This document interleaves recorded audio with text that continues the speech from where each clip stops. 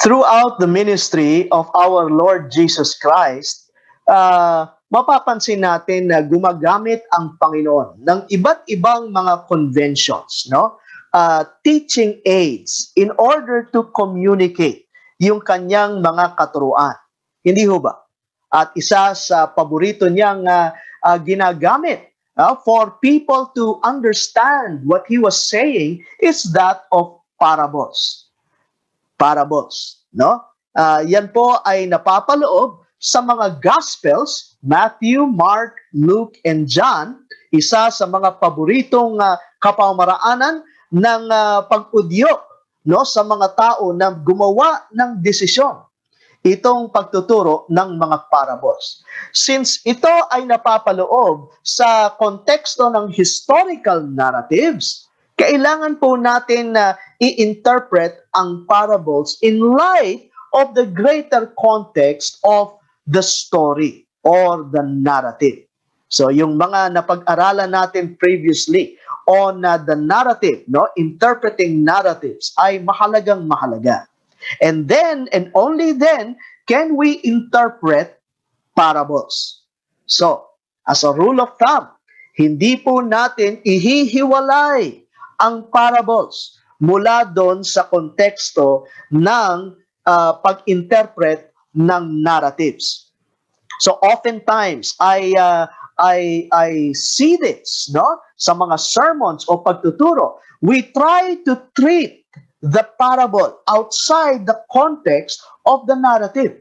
Aba, ang meaning ng parable ay oftentimes naroroon doon sa konteksto ng narrative. May mga panahon na hindi binibigay ng Panginoon ang interpretation. Dahil ito'y napapaloob doon sa konteksto ng storya. So, malalaman lang natin ang meaning ng parable kung alam natin ang storya. So, that's a rule of thumb in interpreting parables. Ano ba ang parables? Well, parables, as it says here, are told in order to provoke a response. Ayan. To address the audience, capture their attention, show them up, and cause them to decide and act.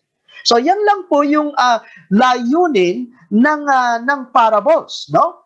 Para maudyukan ang mga tao na gumawa ng desisyon and to act upon what Jesus Christ, the teacher, is telling them to do. Now, the basic danger with interpreting parables is mistaking their function and context. Akala po natin, no, na ang parable parang allegory, na a vehicle for truth. What does that mean, no? Yung bang kapag ito'y allegory, then bawat detalye kailangan mong alamin. Not knowing na hindi ganon ang layunin ng parable. Ang parable, no, conveys a central idea. Yun lamang. Sabi nga, kinompare ito sa joke na ang mas mahalaga sa isang joke yung punchline. Sometimes when we try to understand the details na peripheral o palamuti lamang dun sa storya, we miss the point. We miss the point of the joke. Or in this case, sa parable, we miss the point of the parable. Therefore, it is far more likely that parables will be overly interpreted. Ayan ang danger. Na over-interpret natin ang parable rather than under-interpreted. So, sa pag-unawa ng parable, the key is to get the central idea. Underscore that. The key is to get the central idea. So, paano nga ba makikita ang central idea ng parable? Well, a particular parable or sometimes a set of parables may be placed in a specific portion of the book Not necessarily because it flows the sequence of events, rather because it fulfills the writer's agenda. I think I mentioned this previously nung ating tinatalakay ang narratives. Oftentimes akala natin na ang narrative o yung gospels, no, ito chronological in sequence. Not necessarily. Oftentimes ang mga writers naglalagay ng mga storya o mga instances kung saan nagtuturo si Jesus Christ, no? Dahil it fits the logical flow ng writer. So merong agenda ang writer. And there are times also na ginugrupo niya. Hindi lamang ang mga storya, pero ginugrupo niya ang mga parables. Because it addresses yung theme ng writer. So, very important, as we have said, na hindi natin hinihiwalay ang parable mula doon sa total context ng aklat, kung saan ninanarrate o sinasabi sa mga mambabasa kung sino si Jesus Christ, at kailangan manampalataya tayo sa Kanya. That is the agenda of the gospel writers. So, the context of the book, and how the parable fits into the entire plot are keys to interpreting the parable. So, once again, context reigns supreme. Di ba? Napakahalaga ng konteksto. Hindi natin ihihiwalay ang parable outside the context of the book. So let's try this case study. It's a familiar story. Marahil inyong nabasa na, you may have reflected upon it, or you may have heard dozens of sermons already on this parable. This is titled as the parable of the four soils. Or most often ang title na binibigay ay parable of the sower. At yan ay makikita sa Matthew chapter 13. Yan, no? In fact, sa Matthew chapter 13, mapapansin natin, na hindi lamang isang parable, Bagamat ito yung initial parable, the parable of the four soils, yet the whole chapter is a chapter full of parables. So here are some questions, that we have to answer for us to understand the main point. I would just give you enough information. Pero nais ko sana na tayo mismo ang siyang mag-discern nito. So what is the central theme of the book of Matthew? We've talked about that. And how do the parables in Matthew 13 fit in the logic of the book? So let me take this time to review a number of things na ating napag-aralan doon sa previous lesson. Tulad nito, pag-aaral ng tema ng aklat. Ano ba ang tema ng Gospel of Matthew? Well, ang umaangat na tema is that of Jesus being the King of the Jews, the divine King of the Jews, who came to establish His kingdom. Yan po ang agenda ng manunulat. Ang ipakilala, si Jesus Christ bilang pangakong hari. Siya yung Mesiyas, at siya yung katuparan ng Davidic covenant. And He came to establish His kingdom. Ayan. At sa pagsusulat ni Matthew ng kanyang aklat, pansinin natin, na bawat aspeto nitong aklat na to points to the overriding theme of the book. Kaya nga nasabi natin, hindi po pwedeng ihiwalay ang isang item, ang isang bagay doon sa aklat outside the total context of the book. So how does Matthew address this theme of Jesus Christ being the divine King of the Jews. Well, sa unang-una pa lang, I won't beleaguer itong point na ito or go through this in detail. Nakita na natin ito. Pero yung una, the first section deals with the preparation of the king. In other words, these are items before his public ministry, the public ministry of Jesus Christ. At maging sa preparation niya, hindi ho ba? Pinapakita na siya ay lehitimong hari. Maging yung kanyang lineage o yung pedigree ni Jesus Christ. Aba, in his humanity, he is a legitimate king because he is a descendant of David.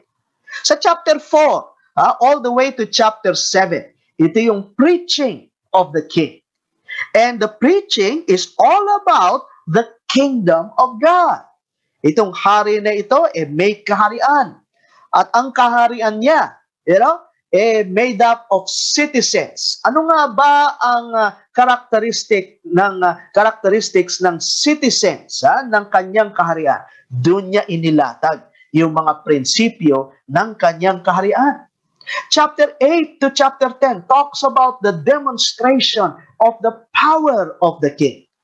All these various demonstrations point to his kingship, his divinity.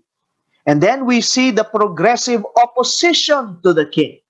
Nagkaroon ng turnabout, from a period of popularity. Ngayon naman, may decline ng popularity. Ito yung opposition, kung saan nagpaplat ang mga Hudyo laban kay Jesus Christ. And then he turns his focus on his disciples, preparing his disciples for his eventual exit, yung kanyang kamatayan, resurrection, and his ascension up unto heaven. Chapter 21 to 23 deals with the presentation of the king. Ito yung official na pag-present kay Jesus Christ as king. Hosanna! Blessed is he who comes in the name of the Lord. Save us! That was prominent in this chapter. Pero we see the rejection of the Jews kay Jesus Christ. And then in chapter 24 to 25, he talks to his disciples about his pending return. And all these speak of the second coming of Jesus Christ. Interestingly, let me pause a bit here.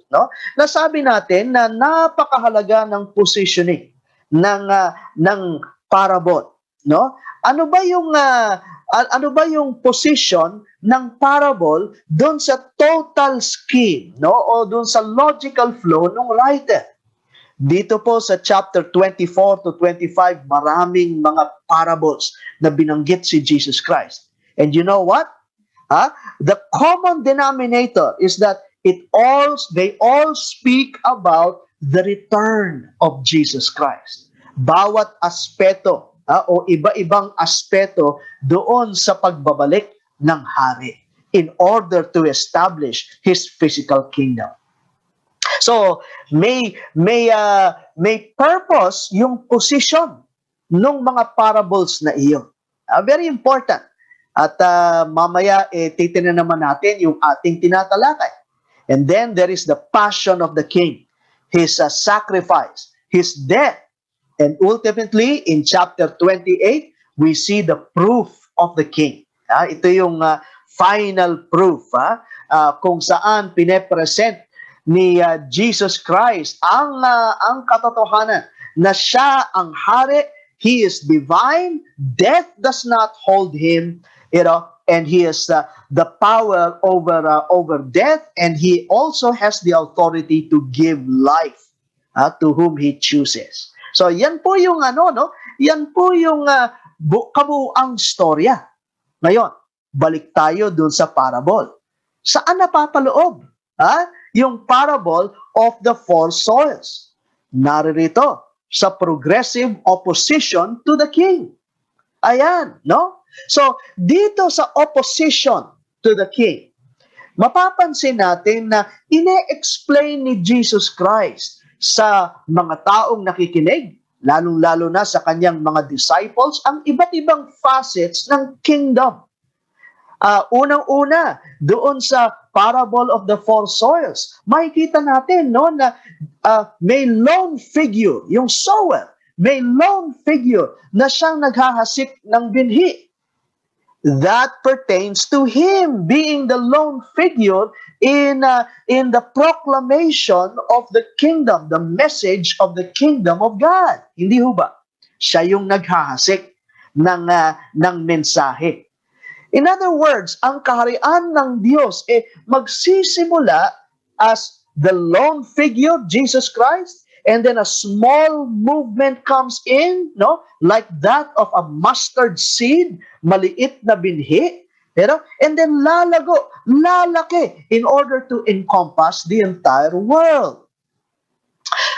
So he is giving not only information, but encouragement to his disciples.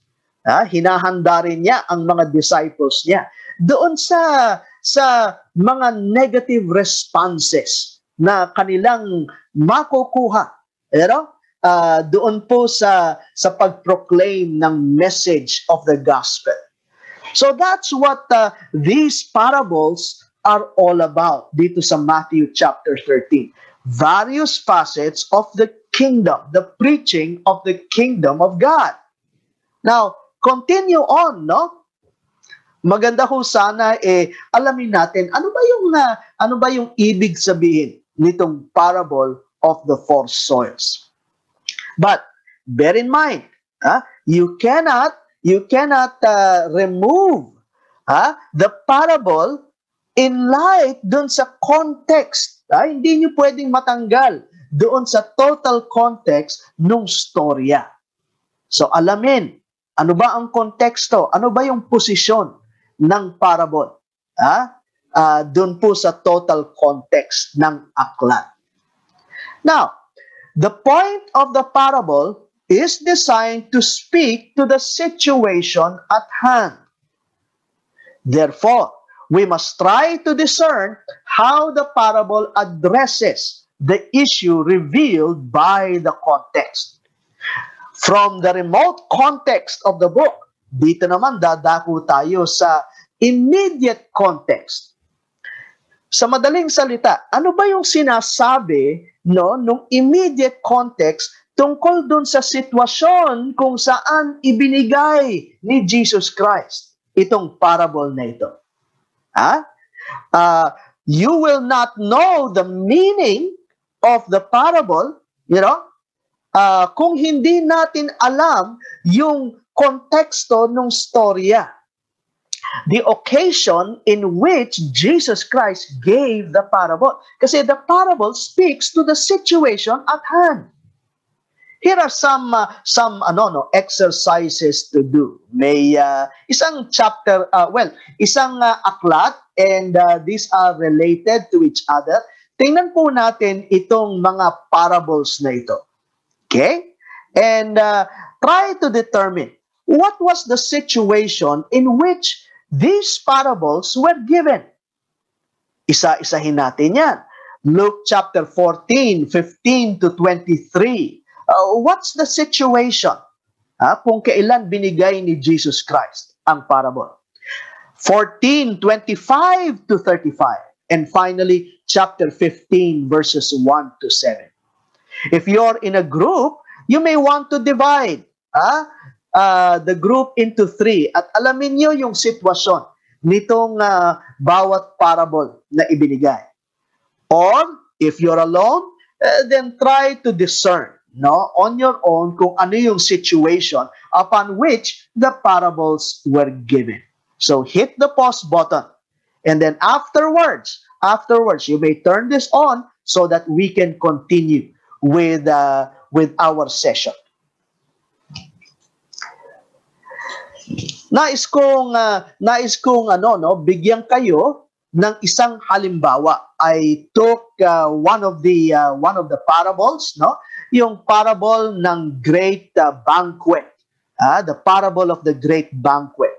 And I'm sure, no, you may have discussed this already, pero nais kong basahin. Sabi po rito, one Sabbath, when Jesus went to eat in the house of a prominent Pharisee, he was being carefully watched. Now, stop there for a moment. Ano yung mga items, no, that speak about the situation at hand? Well, si Jesus nasa bahay ng isang prominenteng Pharisee.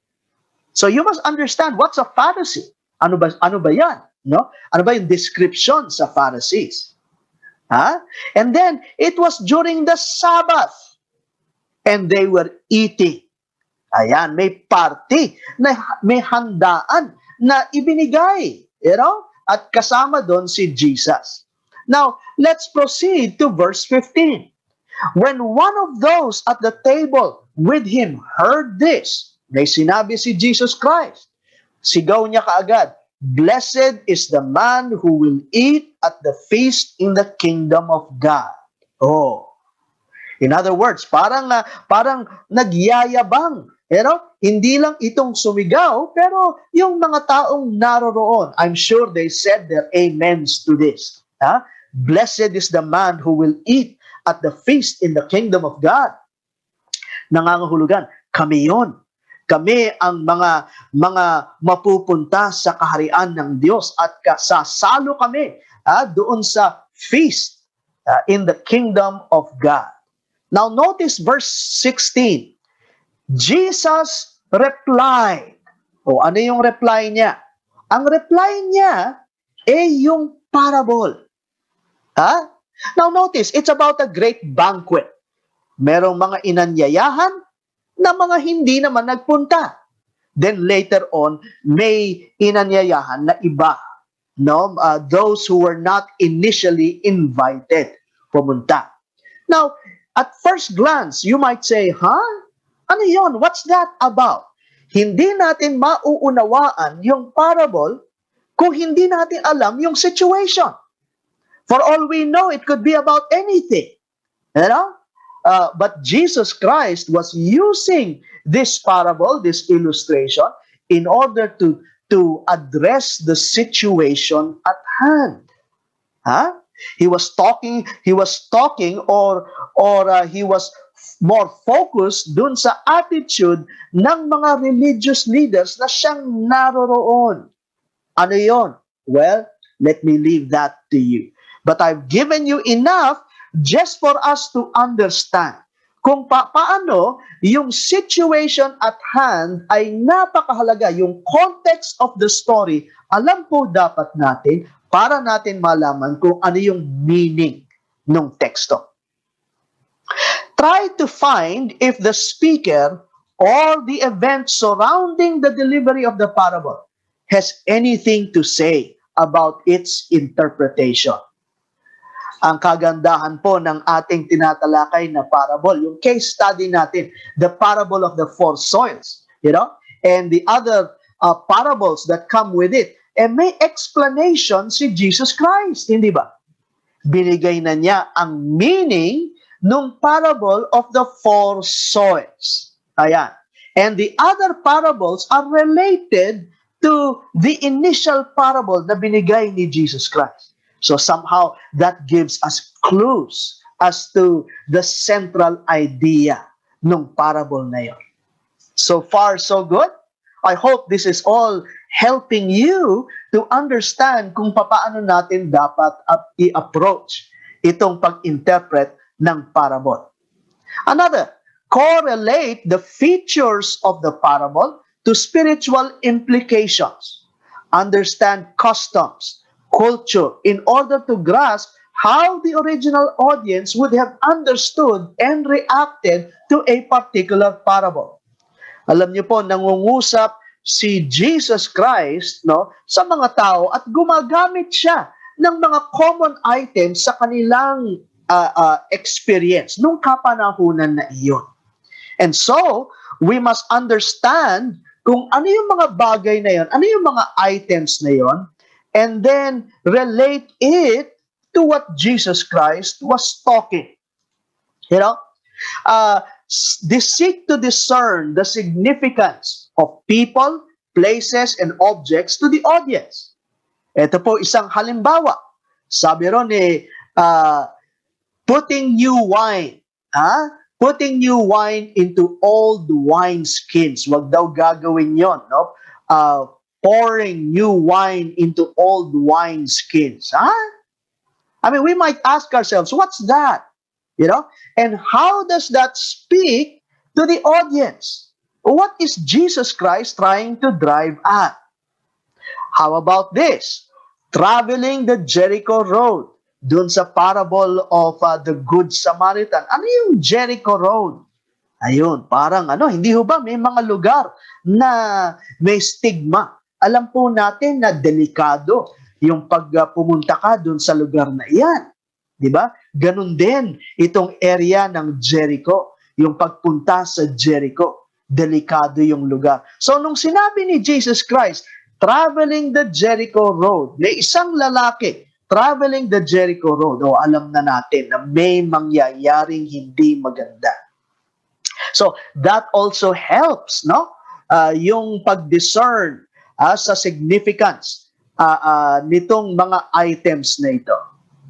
The interpreter, understand that the interpreter must also be aware of any Old Testament allusions in parables. Ayan. No? So, minsan, it has something or it has an allusion to some Old Testament passage. Ito maganda, no? Isang halimbawa. Mark chapter 12, kung saan nagbigay ng parable si Jesus Christ tungkol sa isang vineyard. Vineyard. Ngayon, believe me when I say na nung binigay ni Jesus Christ yan sa kanyang audience, original audience, yung mga Hudyo sa kanyang kapanahunan, gets nila agad kung ano yung pinapatungkulan ni Jesus Christ.